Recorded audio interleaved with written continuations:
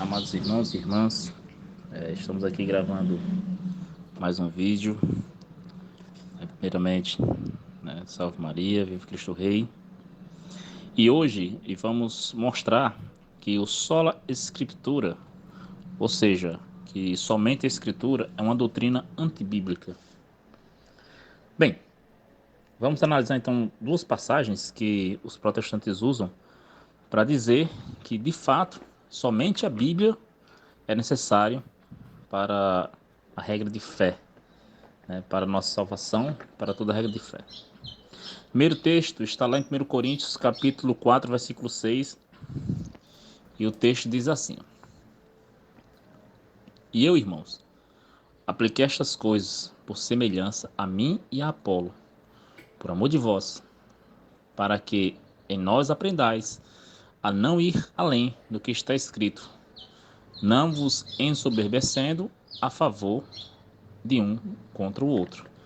Ou seja, nessa parte aqui que ele fala, que é para que nós aprendais a não ir além do que está escrito.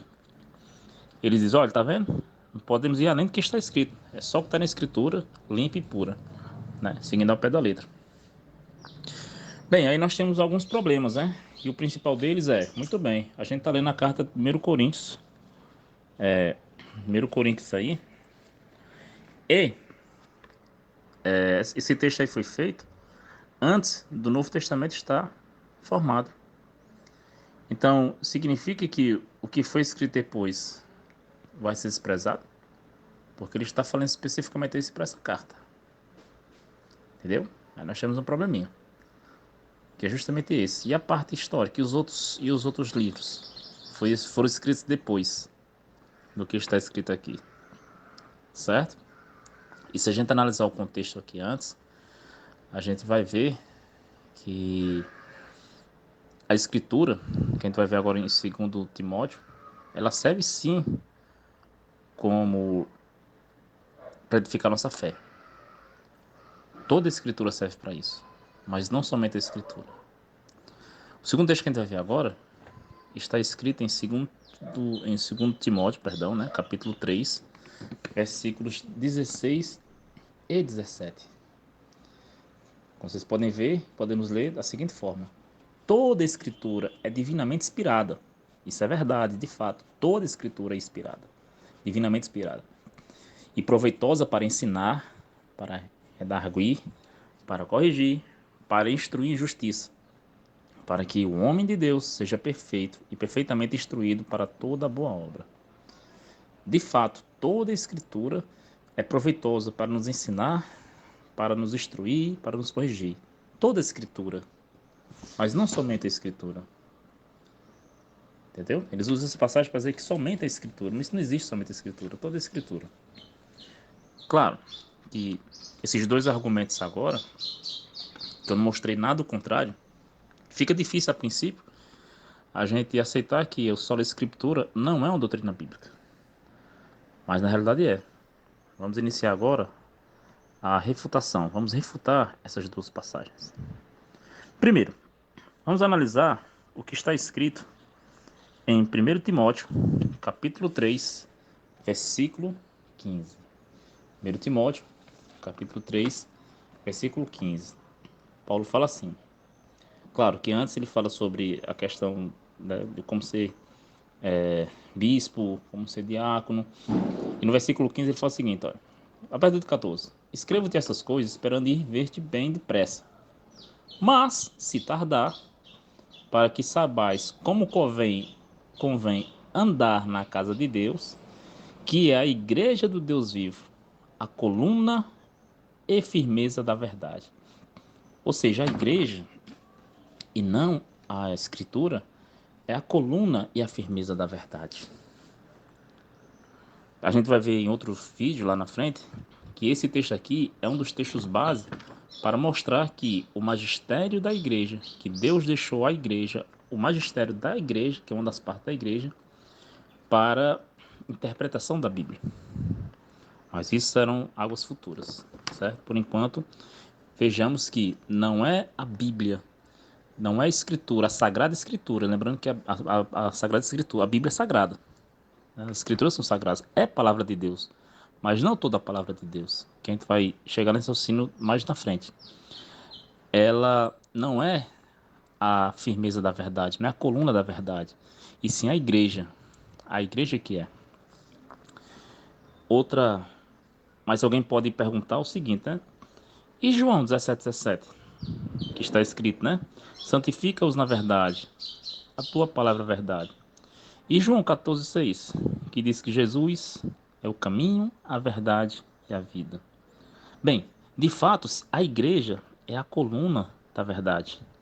É a coluna e a firmeza da verdade. Porque a igreja é o corpo místico de Cristo. A igreja, sendo o corpo místico de Cristo, é a coluna da verdade, do Verbo encarnado.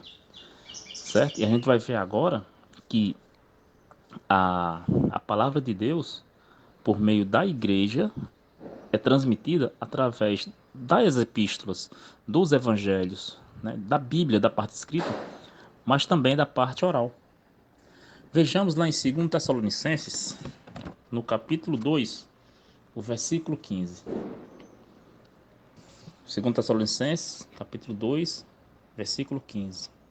Que ele fala assim: Então, irmãos, estáis firmes e retende as tradições que vos foram ensinadas, como seja por palavra, de forma oral, seja por epístola nossa, que é a parte escrita. Então esse texto deixa claro que a palavra de Deus foi ensinada por forma oral e por forma escrita. E o apóstolo Paulo, ele ainda diz o seguinte: olha, fiquem firmes, estáis firmes, retenham as tradições, ou seja, guardem as tradições, pratiquem as tradições que vos foram ensinadas, seja por palavras, alguém vai falar, mas palavras de forma escrita, não. Palavras de forma oral, porque depois ele continua, seja por epístola nossa. E fica fácil observar isso, que no início da igreja, a igreja ela cresceu. Como foi que a igreja cresceu? Começou com Jesus, né? Jesus não escreveu nada. A única coisa que Jesus escreveu foi aquilo na areia, né? Alguma coisa na areia, na parte de na Evangelho de João fala, né, sobre quando ele for levar a mulher adulta para ele. Ninguém sabe o que ele escreveu. Jesus, ele não mandou ninguém escrever nada, com exceção nas cartas e Apocalipse, né? Que ele manda escrever ao anjo da igreja de Éfeso e assim sucessivamente, as outras igrejas. Fora isso, Jesus não mandou escrever nada. E mais, o início da igreja, até a primeira carta foi ser escrita, o primeiro evangelho ser escrito, todo o evangelho foi falado, né? Foi passado de forma oral. Tanto é que, se a gente analisar no livro de Lucas, por exemplo, no capítulo 1, o que é que Lucas fala logo no início, versículo 1 até o 3. Tendo, pois, muito se empreendido por em ordem a narração dos fatos que entre nós se cumpriram, segundo nos transmitiram os mesmos que os presenciaram desde o princípio e foram ministros da palavra. Como é que eles passaram para Lucas, se não tinha nada escrito? Eles passaram de forma oral. Como era passado assim, porém a igreja cresceu, então houve a necessidade de se escrever, de fazer as epístolas, de se fazer os evangelhos, né? E o versículo 3: Pareceu-me bem a mim, conveniente descrevê-los a ti, ó excelente Teófilo, por sua ordem, havendo-me informado minuciosamente de tudo desde o princípio. Então, o início da igreja, é fato que no início da igreja era necessário a a transmissão de forma oral, e foi somente de forma oral.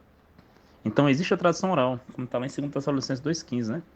Fiquem firmes, retenham firmes as tradições que nos são ensinadas, seja por palavras de forma oral, seja por epístola, que é a forma escrita. Certo? Ora, o solo escritura trouxe algumas consequências, e foram consequências drásticas, infelizes para a igreja. Vamos ver 3 consequências do solo escritura. A primeira consequência delas é que não há unidade no protestantismo, que só quem segue a sola escritura é o protestantismo.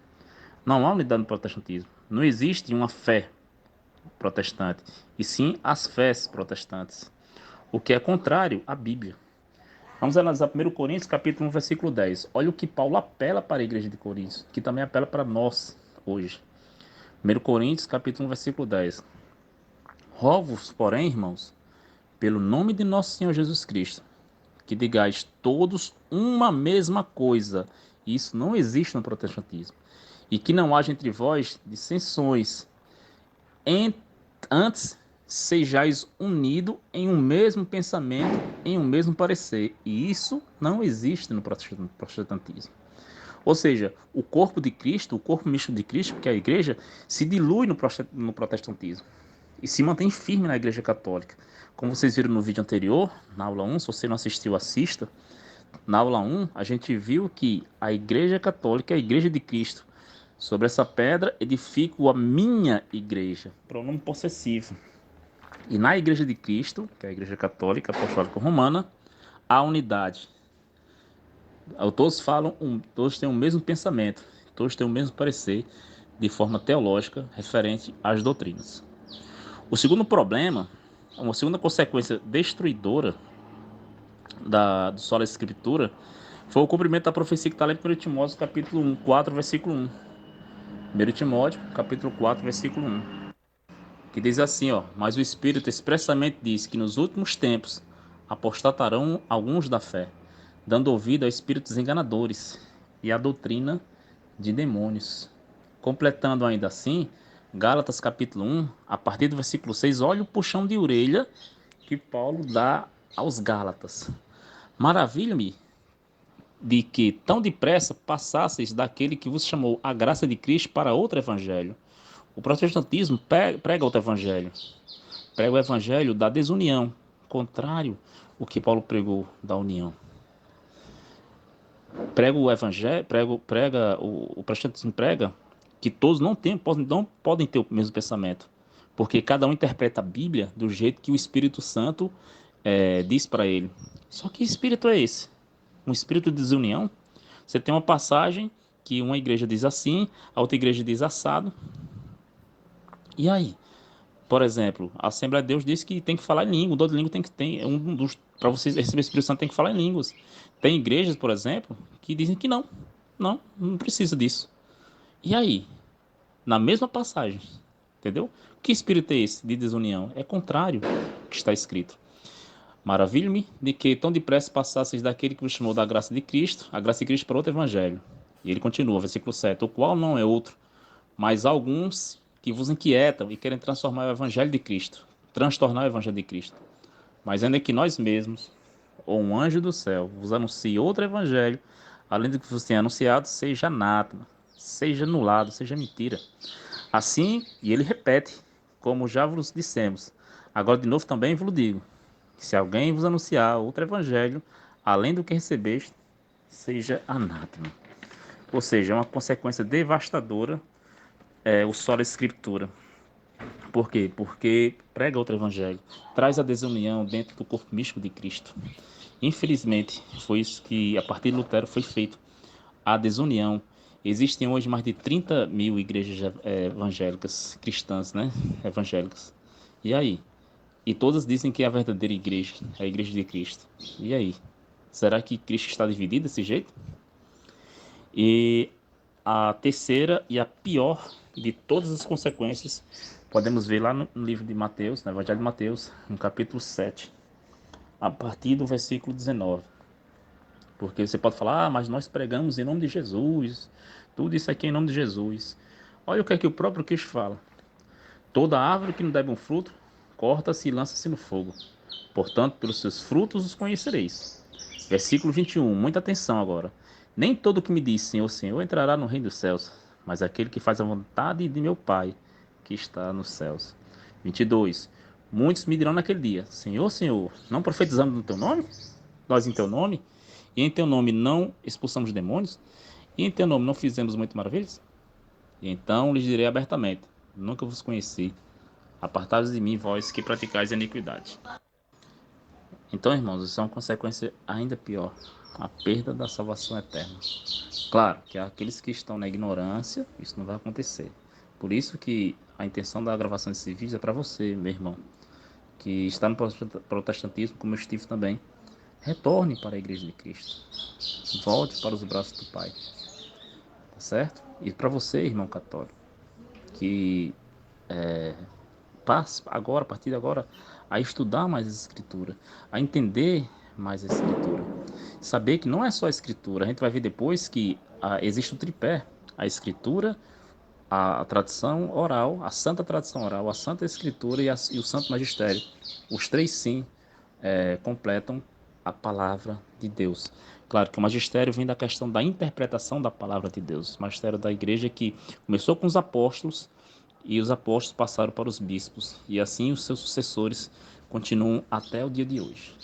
Tá bom? Então, deixe seu comentário, divulgue esse vídeo, compartilhe esse vídeo, deixe o like e que viva Cristo Rei.